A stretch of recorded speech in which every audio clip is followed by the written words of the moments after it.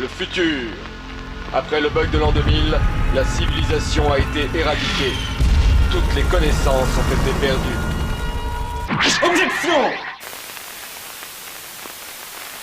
Le voyage dans le temps est un ressort scénaristique utilisé dans de nombreux jeux vidéo. Legacy of Kain, Chrono Trigger, Alerte Rouge, Prince of Persia ou même Sonic CD pour n'en citer que quelques-uns.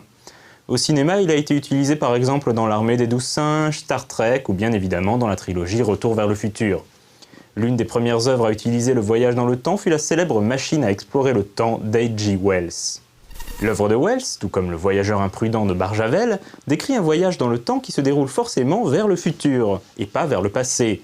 Voyager dans le passé va à l'encontre du principe de causalité, selon lequel l'effet ne peut avoir lieu qu'après la cause.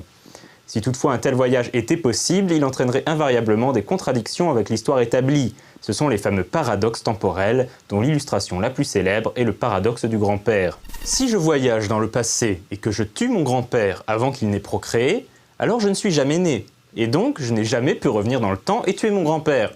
Bref, cela crée une boucle sans résolution possible.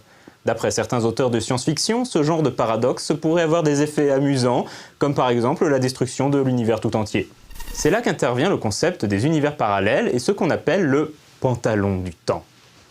D'après cette théorie, si on voyage dans le temps et qu'on modifie le passé, on crée en réalité un univers parallèle dans lequel l'histoire sera différente, mais sans que cela change quoi que ce soit à l'univers original dont est issu le voyageur temporel. En d'autres termes, on a juste changé de jambe dans le pantalon du temps. Par contre, ne me demandez pas ce qui se trouve au niveau de la braguette.